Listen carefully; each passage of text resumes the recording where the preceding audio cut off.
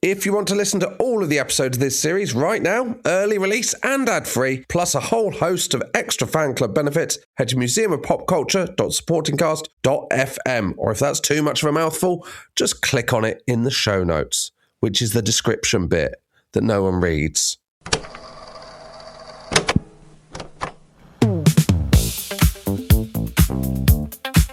Welcome back to part 2 of the story of Studio 54. When we left them, owners Steve Rebell and Ian Schrager were building the iconic venue that would change the landscape of New York nightlife forever.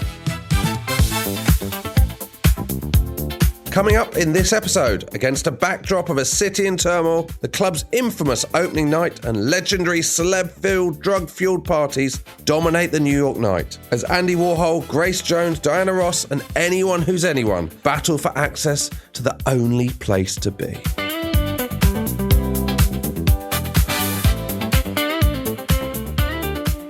Tom, let me take you back to 1977 in New York. Okay? Tell me all about the start, the opening night of Studio 54. No, I'm not going to mention that, actually. We haven't got enough to fill the 4 episodes, so I'm just babbling. No, this is what Studio 54 comes into. So 1977... Briefly, by the way, if anything captures that we would not have fitted in at Studio 54, it's the fact that this episode just started with you asking the question, can I just check my cup of tea's out of shot? Yeah. If anything really captures the fact that maybe we wouldn't have been the Studio 54 type. Well, the thing is, at Studio 54, it was all about expressing yourself and being yourself, so I'd have my tea perfectly in shot. Okay, that's a very good point, yeah. People were respecting that, yeah. And also, I'd have had my dick out in my tea, probably. Yeah, okay. So you'd let it sit for a bit, yeah? Yeah. Okay, you're not going straight in. Okay, fine. And people would have gone, that's actually not as extreme as a lot of things people are doing. It's a bit pedestrian, you're not allowed in. So if you think of 1977 in the UK, right? Okay. Which you remember well, you think of the Queen's Jubilee and the Sex Pistols. And if you think of New York, really, generally, you think of this kind of opulent, probably the most famous city in the world. It's so good they named it twice, right? Yes. Yeah. But 1977 in New York, I didn't quite realise how fucked New York was in 1977.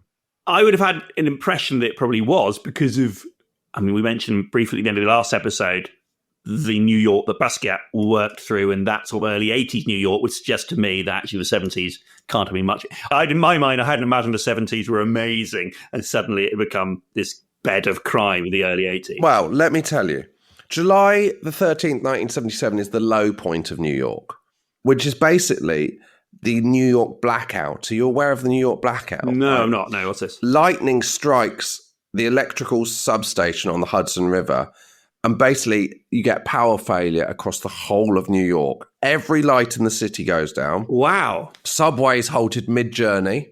Elevators stopped. Oh, that's horrific. A classic. That's a classic. And the skyline basically disappears into darkness.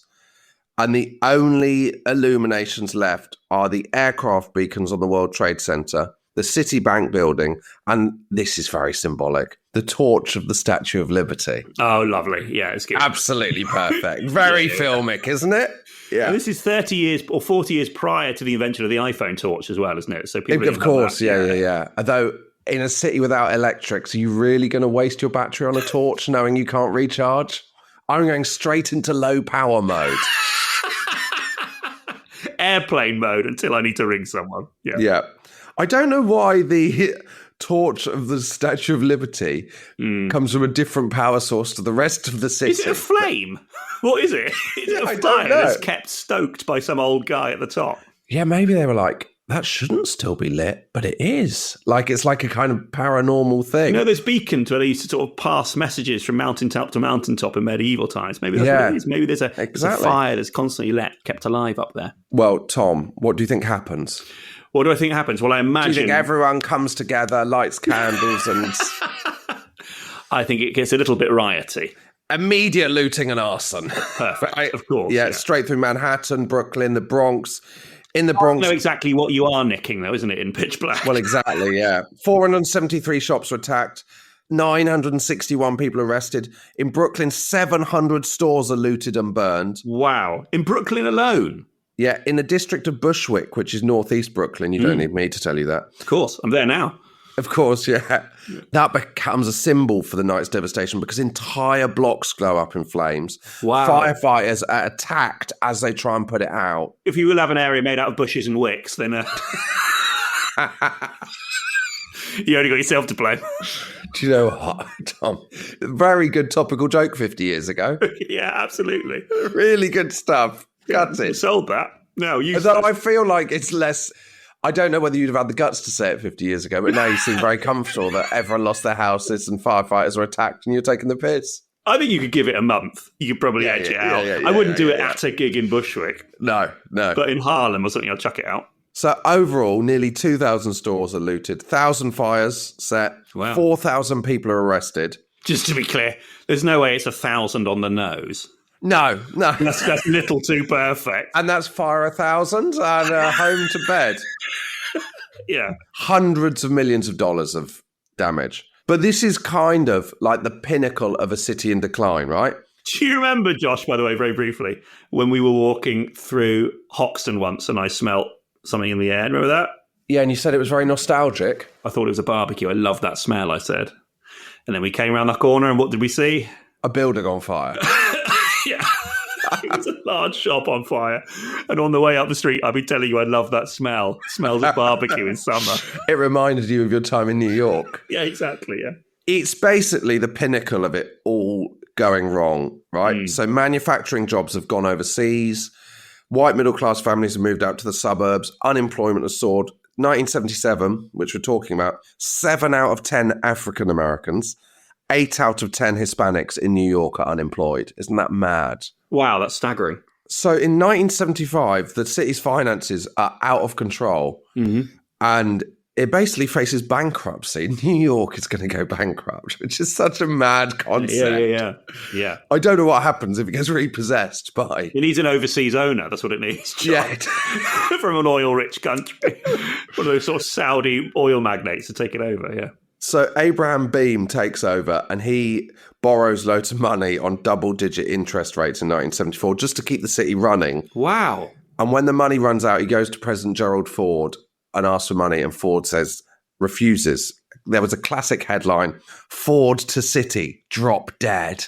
Wow. So they bring in basically brutal austerity measures. They fire 63,000 workers, including teachers, hospital staff, policemen, firefighters. Garbage piles up, crime soars. And the police union says to tourists, welcome to Fear City. Wow. So this is where Studio 54 is coming. Eventually, Ford relents. There's a $2 billion bailout. In the middle of this, there's the Son of Sam killer, who is basically a serial killer who murders 6 people and taunts the police, describing New York as a sewer of vomit, urine, and blood. And this is what you see in like a lot of the films of the time, obviously, like Taxi Driver, Dog Day Afternoon, The Warriors. Have you seen The Warriors? It's brilliant. Absolutely. Yeah. So that is the 70s New York. And then there's like planning projects, getting roads going into the city that destroy these neighborhoods in the Bronx on the outskirts, right? Yeah. And this leads to riots and fire. And during the 1977 World Series, so this is the same year again, which is the Yankees, presumably, who play in the Bronx, I think. Correct me if I'm wrong, I don't know anything about baseball. The riots and the fires can be seen on the television coverage, like near the stadium. And the commentator, Howard Cosell, says, ladies and gentlemen, the Bronx is burning. Wow. And the New York Post, that's been brought by a lovely, well-meaning Australian called Rupert Murdoch, by the New York Post. One of the good guys. And the New York Post talks about animals and scum.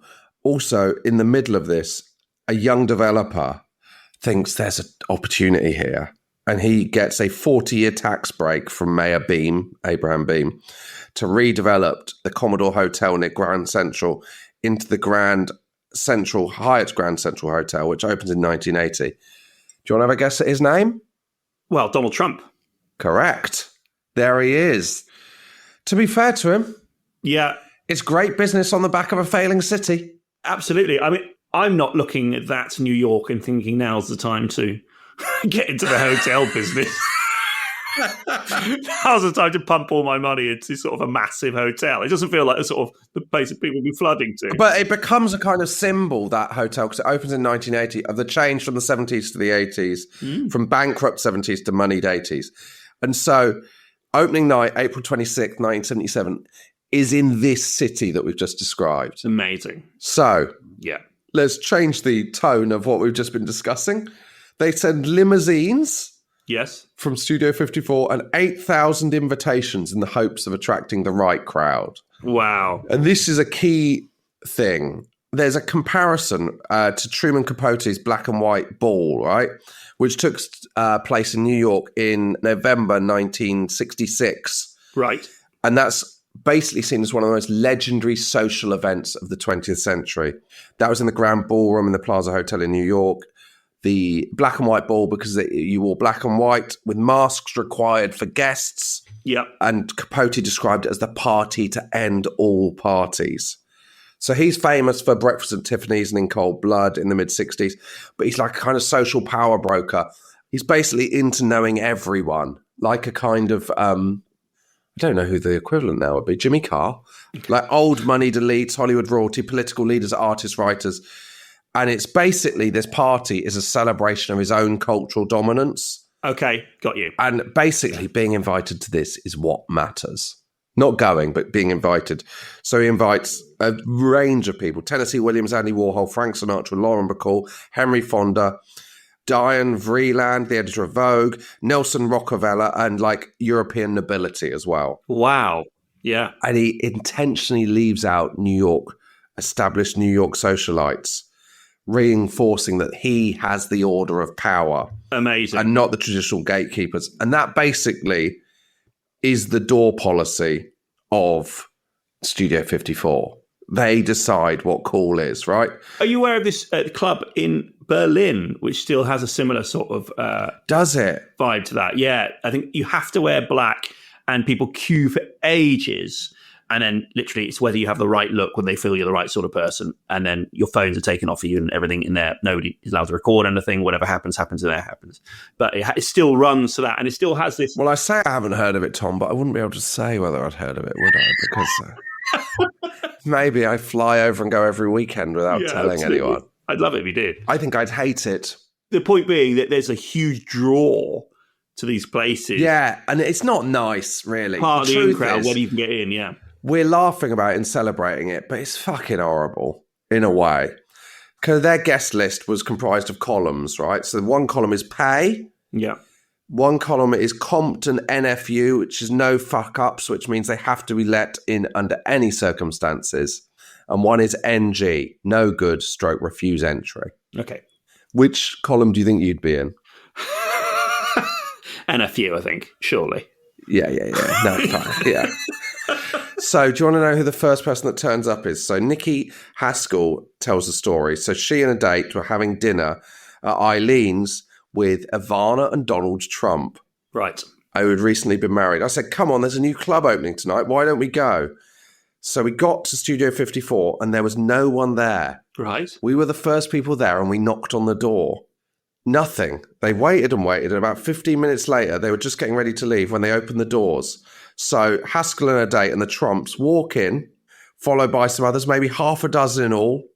And they just walk around and they're the first people in Studio 54. So Donald Trump was one of the first ever people to go to Studio 54? He was one of the first 4 people to walk in the door, yeah. Wow. It's got a capacity of 2,500 people.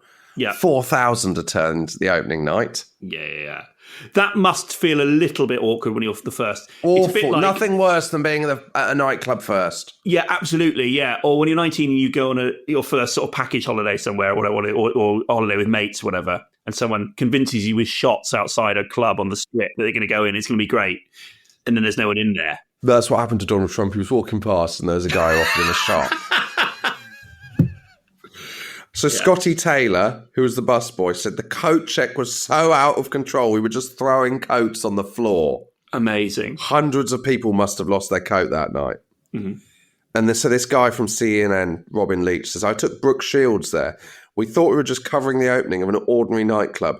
All of us knew that night that we weren't at the opening of a discotheque, but the opening of something historical. Wow. That was going to change the shape of the way people lived or played. Everything had come together in one place. There was no rules. Sodom and Gomorrah met the high street that night. I think, by the way, very briefly, it's the responsibility of the people running the coat department to say, I'm sorry, we haven't got a room for any more coats, rather than to keep taking them and chucking them on the floor. Because surely as you're doing that, you can see that this is going to be an issue later in the night. It's much better to go, we've got 50 pegs and they're all full. Sorry. We misjudged how many people would bring a coat. Adding to the coat mountain like a sort of a house party when you're 18 on a bed. Yeah. So Ed Gifford, who's one of the people covering it, he goes on the phone to the New York Times news desk and he says, Frank Sinatra's sitting in the car outside. He can't get near. It's a madhouse. Wow. So this is a witness who was called Richard Turley. He said, we were 3 or 4 layers back in the queue, okay? Mm-hmm. And there were 30 or 40 layers behind us. We took a Quaalude. Then they took about 15 or 20 minutes to kick in. The doctor we were with started handing them out. About 30 people standing around us took them. And then everyone started having this mad sexual orgy. What? In the queue outside? In the queue outside. All the men had their dicks out. Women were showing their tits. Everyone was feeling everybody else. The crowd was moving in ways. All of a sudden, you'd find yourself next to someone you didn't know. It's too rich for me, to be honest. That is too rich a soup. Queuing is boring. Yeah, no, I'm saying at this point, should we go to the Old Queen's Head and have a beer? Let's move on. If someone's got their dick out in front of me, then I'm finding a different venue. He says this was a completely unique zeitgeist. Some little voice said, in your lifetime, there's never going to be anything like this. Don't miss a moment. And I'd say good. So there was some celebrities that didn't get in. Okay. Warren Beatty never got in. Kate Jackson never got in. Henry Winkler, the Fonz, he never got in. You didn't get in? Wow. So Joanne Horowitz, she said, I was really upset the next day. Cher was on the front page of the New York Post and the Daily News and the front covers. Huge pictures that sort of set New York on fire. Really up until that, they didn't put celebrities on the covers. And so the next night, there's a dinner for the disgruntled, it's called. And there were several people who had to be pushed aside, who had been pushed aside like Warren Beatty. We went over with Steve Rebell, who runs it, to ensure that we would get in next time. So basically, it within one night has become the place to be by being too exclusive, even though people were fucking in the queue.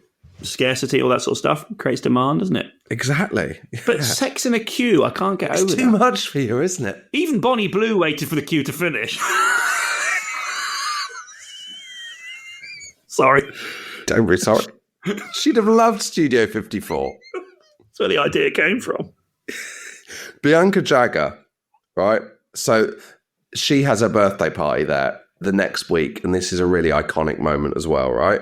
I need to just focus one more time on this sex in the queue. Yeah. Are the bouncers or security still trying to check IDs and stuff like that while that's happening in front? Well, also, they said they were only 3 or 4 rows back. Okay. He said the Quaaludes kicked in after 15 minutes. They all started shagging. Yeah. How slow is the queue? Because if you're approaching it, you go, right, now we've got to focus a bit because this is our chance to get in.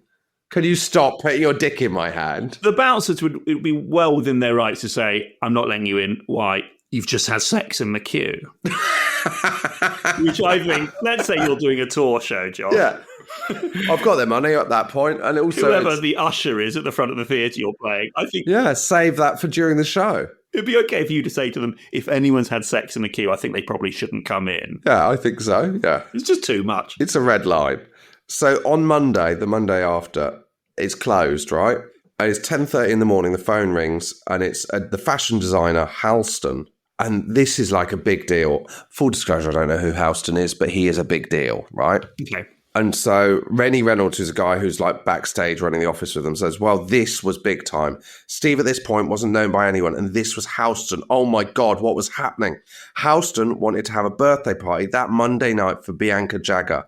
Steve thought for about half a second. He didn't say we're closed. He said, of course. That is one version. Steve Rebell would later say that he had introduced to Halston by Bianca Jagger, and Halston's always been reclusive. Halston won't dare go out. Houston never went out a day in his life unless it was undercover or under a great shroud, right? Mm-hmm. So this has an iconic photo, which is Bianca Jagger. There was a photo in a magazine of her riding a white horse in her home in Nicaragua. Bianca Jagger, just to be clear, was Mick Jagger's wife. She would get divorced from him the year after. And Houston, I've just looked up, by the way, is a fashion designer. Yes. Loves a white tux. Loves a white tux. Real Versace sort of vibes. So there's this photo in a magazine of her riding a white horse in Nicaragua. So Steve Rebell hires a horse, basically. There is this idea that she rode into the club on the horse. It's been debunked. She only got on the horse once in the club as a photo opportunity. And someone said, that's nothing my lecturer rode in on a motorbike when I was exactly, at university. Yeah, exactly, yeah. And there's people fucking outside. This is actually quite sort of staid and pedestrian, normal. Yeah. Pedestrian, exactly. And also previously they got an elephant. Yeah. So it's really not much to see here. The guy holding the horse's reins is naked and covered in glitter, though, if that helps. Of course, yeah, absolutely, yeah. They invite one photographer, loads of them turn up. The photographs of her on the white horse, they go all over the world, right? Mm-hmm. And it just snowballs from there, the whole thing. It's amazing. Ian Schrager, the accountant side one of it, he's left. Steve says, I can't believe you left. But that's basically the set pattern that would exist. So it's also, Josh, that's where the jokes for a horse walked into a bar and the barman says, why the long face? That's where they come from. Yeah. From Studio 54. I was in a queue behind some people having sex. It's an absolute nightmare. That's not the last horse that comes in, Craine. This is the unbelievable thing. Yeah. No. That is on that night, right? Okay, yeah. But basically, this is the start of celebrity culture. Newsweek runs a cover story in May with the word gossip, ! And it's basically the launch of celebrity gossip. And it's the 45 top gossipies from Betty Ford to Liz Taylor. Only 2 or 3 of those 45 haven't been documented to have been to Studio 54. So basically, every kind of person that's talked about goes to Studio 54. And I suppose it speaks to this idea that celebrities are living a different type of life, doesn't it? Well, it is a different type. What we've described is a different type of life. You can't deny that's different. It is, but she's not on the horse all the evening. Being practical. And what that sells, what that says about a lifestyle and that sort of stuff. It's kind of it's brilliant marketing, really, isn't it? It's still got that weird exclusive thing. So there's a very kind of famous story about Chic turning up on New Year's Eve 1977. Sheep or chic? Do you know what? It's a reasonable question considering what's happened. Either could be true. Either could be true. Chic, the band Chic. Nile Rodgers and Chic, right? Because Studio 54 was co-funded by a local farmer as well, it's worth mentioning. Of course, yeah. Well, there is one night when it's turned into a farm for Dolly Parton, but we don't need to go into that. Because they just do themed nights, right? So Chic are invited by Grace Jones to come to Studio 54 to discuss working with her at the New Year's Eve party, right? Right, okay. But she doesn't put their name on the door and the doorman won't let them in. So they basically go to a shop, grab a couple of bottles of champagne, and they go back to Nile Rodgers, plug in their instruments and start jamming. Classic. Love it, yeah. And they're just yelling, in his words, obscenities, fuck Studio 54, fuck them, fuck off, fuck those scumbags, fuck them. And they're all laughing. And with a half an hour, they've composed a song called Fuck Off. Yeah. Then they change it from Fuck Off to Freak Off, and then from Freak Off to Freak Out. And that song becomes Le Freak. Yeah. Amazing. And that becomes their first #1 hit. Oh, that's so cool. What a great story.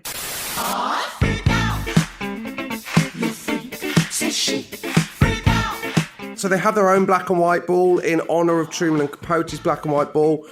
It's black and white, but no masks, because it's all about faces these days, Tom. It's all about your face, and there's not the same gender, and women wear tuxedos, and so there's all these celebrity parties. Karl Lagerfeld holds an 18th century party with staff in kind of court dress and powdered wigs. Wow. Elizabeth Taylor's birthday features a performance by the Rockettes, which she views while perched on a float of gardenias. And then she's presented with a life-size portrait of herself as a cake. Right, a life-size portrait of herself as a cake? Made of cake. Okay. It's bizarre. Yeah. Bizarre choice. Well, I thought you liked cake, don't you? I sort of like it. So we've painted a picture of you pretending to be a cake. Is that a weird portrait to give you? I was just told that you really liked cake. Yeah, we all like cake. We all like cake. I saw you having something. That was my birthday. I had a slice of cake at my birthday. You know, there's a place called Elro in Ibiza that still has some of this. Every night they do is completely themed around a different thing, and everyone go dressed according to that theme. It's a lot of effort. It is. And as you'll know, we've been friends for many years. You hate fancy dress. I hate it. And I'm always the last minute, I'm not going to do it. And then with 30 minutes to go, I'll put something together very quickly, basically at best. Yeah. But I'm assuming all these people are turning up dressed for the theme of the night. Well, yeah, Valentine's Day, they have a garden there with flower beds, picket fencing, and a group of harpists. Dolly Parton goes there. They have a rural farm setting. And then New Year's Eve, 1978, you've got Holton kissing Diana Ross, Liza Minnelli, Bianca Jagger, Andy Warhol. Grace Jones performs in a glitter bodysuit, and there's 4 tons of glitter left on the floor of the club. Wow. And so Schrager says you felt like you were standing on stardust. You would see it in people's homes 6 months later, and you knew they'd been to Studio 54 on New Year's Eve. That's amazing. So Andy Warhol then has his birthday there. This feels very expensive to run. Does it? The overheads do feel incredibly expensive. Does that mean the ticket prices are really expensive? We were talking about theatre this week, about how expensive theatre is, but as you I don't know. I imagine the drinks are expensive. I don't know. Yeah, but then not many people are going to be drinking. Yeah, people are going to be buying bottles of champagne. If you're turning the place into a one-night-only farm or whatever happens to be, that's money. Well, we'll come to. Don't worry about their overheads. They're making enough. Okay, fine. Yeah. I can relax. Yeah, you can relax about their overheads. I can enjoy the rest of the show. Okay. Yeah. If you were doing Studio 54, you'd be like, do we really need all this stuff? Can't we just hire one DJ and just have Carlsberg, Guinness, soda. Those are the 3 taps. Yeah. Bottle bar. There's cheap and easy. Exactly. So Andy Warhol has his 50th birthday there in August 1978. So that's only a year in, right? Mm-hmm. Rubel gives him for his birthday 5,000 free drink tickets. You got a problem, Andy? It's quite a lot, isn't it? That's so many. I presume it's not for that night, but it's such. Once again, I know we shouldn't go into worries about their overheads, but it does feel like a waste of kind of. Absolutely. He's going to be getting through them forever. You've basically made Andy Warhol now a free person whoever's he's with is going to have a free drink. You're never getting through those 5,000 free drinks tickets. Exactly, yeah. He's got those in his bedside table. Yeah, he has. 100%. Unless, of course, it's got a little asterisk beside it and it turns out it's only certain drinks. It's like a weird Czech beer that in the bottle, which isn't that nice. Yeah.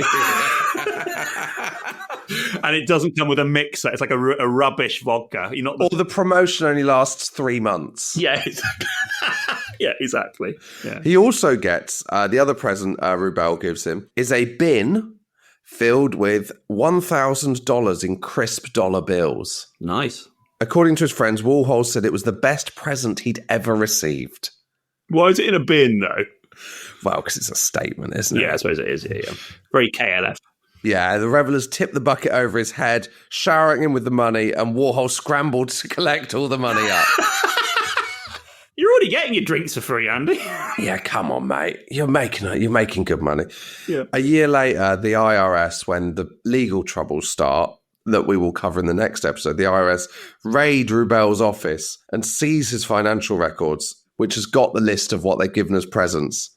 And when a paper publishes this list of party favours, Warhol is horrified to discover there was only $800 in the bin.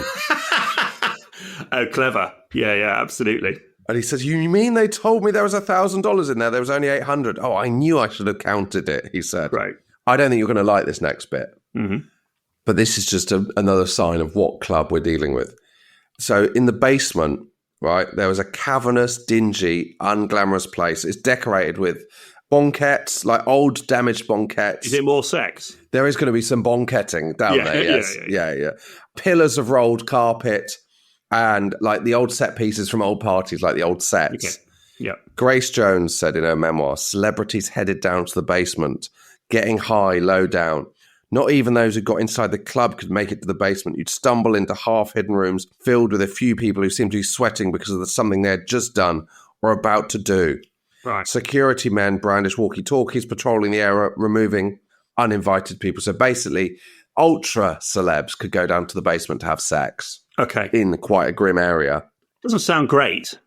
Rolled up carpet pillars and security guards going around. With walkie-talkies. Yeah, exactly. It doesn't scream romantic to me. I think it's very nice that you think that romantic is part of it. Where's the pedal? I'd say horny at best. Okay, fine. Yeah. I don't think there's any romance. There was no dates. That first date. Where's the walk along the Thames? Well, let's see whether you like the idea of the balcony. So Grace Jones says, up high in the seats above the stalls, you could disappear into the shadows and get up to whatever. Up above the balcony, there was the rubber room with thick... That's good. At least they were doing that. Practice safe sex. That I do appreciate. Yeah, well, That's I've sensible. got bad news for you. It wasn't because of condoms. It was because of the thick rubber walls that could be easily wiped down. Oh, my goodness me. It's too much. Is that too much for you? It is. It's too much.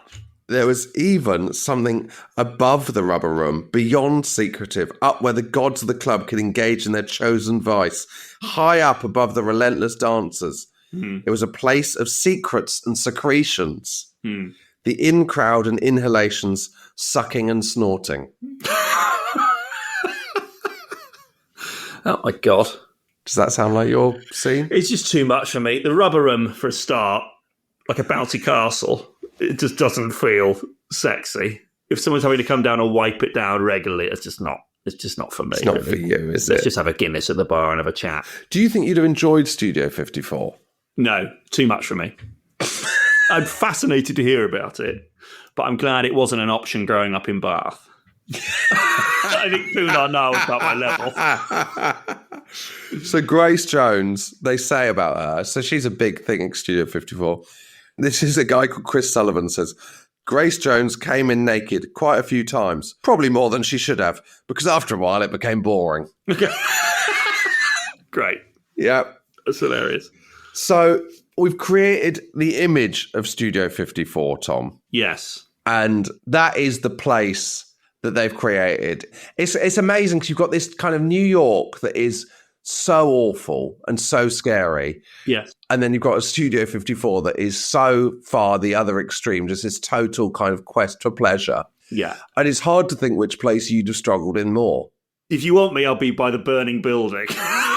Would you have preferred that to the rubber room? In the rubber room? What, you'd have preferred to be in the Bronx as it burned? Well, let me sort of subcategorize the different areas of Studio 54. Down on the dance floor, by the bar. By the bar, fine there. propping up the bar. Having a whiskey sour and a chat Are you with just friends. going to be stood at the bar having a chat? Yeah. I've got a packet of crisps. I've opened it up so my friends can have some. So it's on Yeah. the bar. I'm having a cocktail. We're having a nice chat. We're joking about what's going on in the rubber room. Yeah. I'd rather be there. If that's not an option, I'm not going rubber room or the carpeted cellar or the sniff and suck room. I'm going to be outside on the mean streets in New York. I understand them more. But not in the queue. But absolutely not in the queue. Well, say back to you. Do you think Studio 54 at this point feels like a place you'd enjoy? I think at a point in my life I'd have enjoyed it. Oh, come on. Who do you think you are? What point in your life was this? Bearing in mind that I've known you for... I think there was a period in my life when I'd have been like a rat up a drain pipe into the rubber room. Because you thought it was a museum dedicated to the world of rubbers. The ones Exactly. you get at the end of pencils. That's why you'd be there. But I suppose there is this thing, like these are all isolated incidents. Yeah. And you do wonder how much, if it's got a capacity of 2,500 people, and it's such an exclusive place, That's true. even to get in is exclusive, but once you're in, there's more exclusivity. Yes. Maybe the truth is there's thousands of people that went to Studio 54 where it was just quite normal. Do you know what I mean? Yes. Yeah. You don't even know the rubber room existed. You don't know that Bath Poonar Nars didn't have a rubber room that you just weren't aware of. Yeah. Do you know what I It mean? didn't have fire exits, I'll tell you that much. That was my main concern. Yeah, absolute fire trap, that place. So you don't know. But basically, that is Studio 54. If you wanted to know where the things were, by the way, carpets go down, rubber up. That's how you know where the things are. So you'd find the two rooms. Very clever way of Very clever. knowing where things are. Yeah. That is what Studio 54 is at its peak. But it just basically, very soon, all goes wrong. Mm-hmm. And you're not going to believe this, Tom, but their finances aren't in order. And they've got various legal problems. For a start, you might have noticed the most famous nightclub on earth is still operating a daily catering license policy.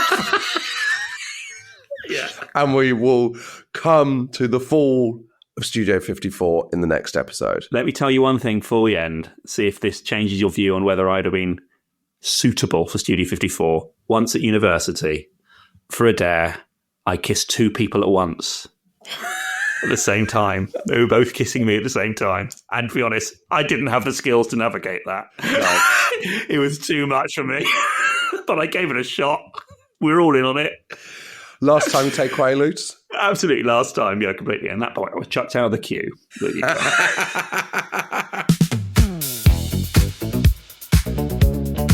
That's it for part 2. We're going to leave it there, Tom. It's a great story. And coming up in part 3, we tell the story of the birth and the rise of disco. And sad to say, you're not going to believe this, the nightclub runs into the first of many legal issues. Tax evasion and money laundering, anyone? If you want to hear that now, museumofpopculture.supportingcast.fm for the whole series now. Plus, you'll be able to join us for our first live Zoom special episode with me and Matthew Crosby going through a topic we are very excited to reveal nearer the time.